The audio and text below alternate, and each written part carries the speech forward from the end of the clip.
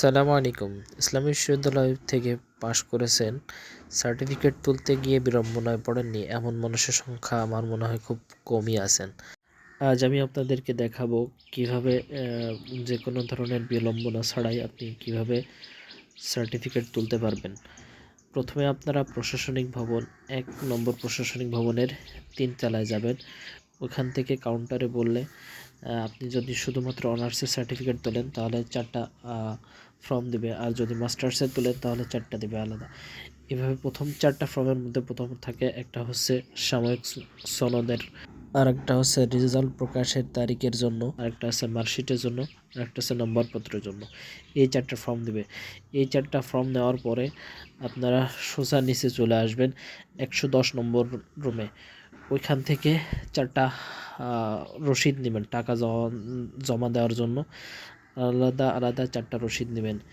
ওই রসিদটা নিয়ে আপনি চলে আসবেন ব্যাংকে। ওখান থেকে দেখবেন যে প্রত্যেকটা ফর্মে লেখা আছে আপনি জরুরি ভিত্তিতে দিলে কত টাকা এবং সাধারণ ভিত্তিতে দিলে কত টাকা, আর ওই টাকার সাথে ফর্মের মূল্য বাবদ প্রত্যেকটা ফর্মের মূল্য বাবদ 15 টাকা করে যোগ করতে হবে।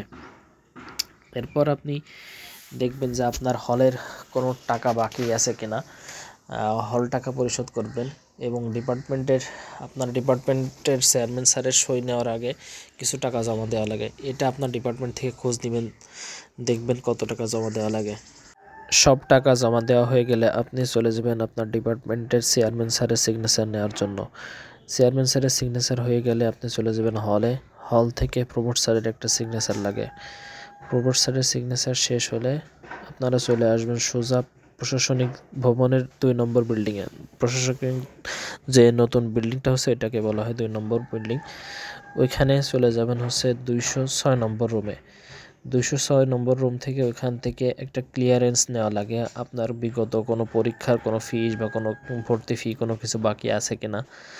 ওরা এই ক্লিয়ারেন্সটা দেওয়ার পরে পরিশোধ লিখে একটা সিল মেরে দেয়।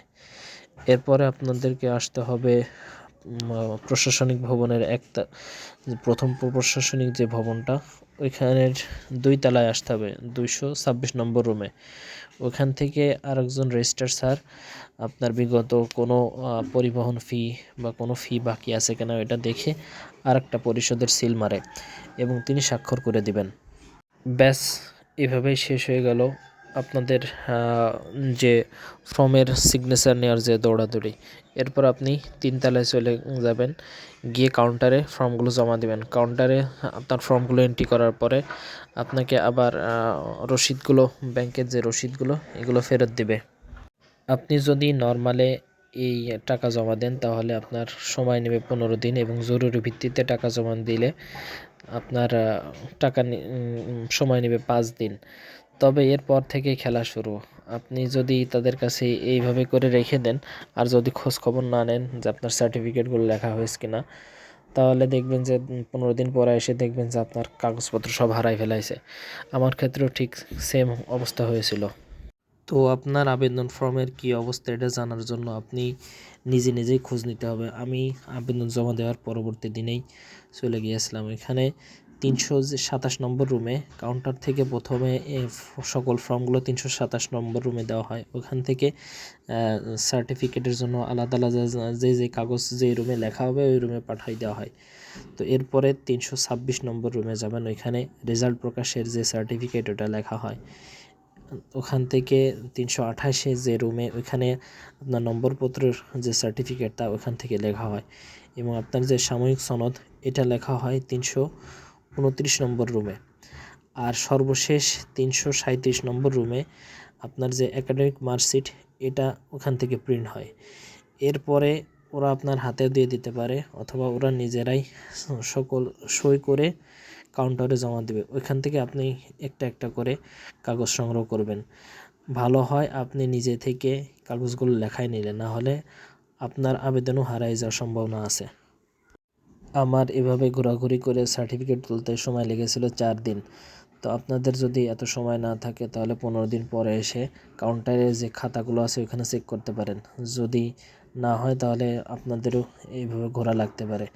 তো বেটার আপনারা হাতে হাতেই যদি কাজগুলো করে নিতে পারেন তাহলে আপনাদের হয়তো এত ভোগান্তি না হবে। আর বিশেষ করে কাউন্টার থেকে শুধু ফর্মগুলো দিয়েই ওরা দায় ছাড়া কাজ ছেড়ে দেয়, কোনো কিছু বলে না, কোথায় যাইতে হবে, কত টাকা জমা দিতে হবে, কীভাবে কী করতে হবে, জমা দেওয়ার রসিদগুলো কোথায় পাবে, এগুলো একজন ছাত্রের জন্য বোঝা খুবই মুশকিল হয়ে যায়। তো আমি চাই আপনারা যেন কেউ আর এইভাবে ভোগান্তি না পড়েন, এই কারণে এই ভিডিওটা বানালাম। সকলকে ধন্যবাদ। আসসালামু আলাইকুম।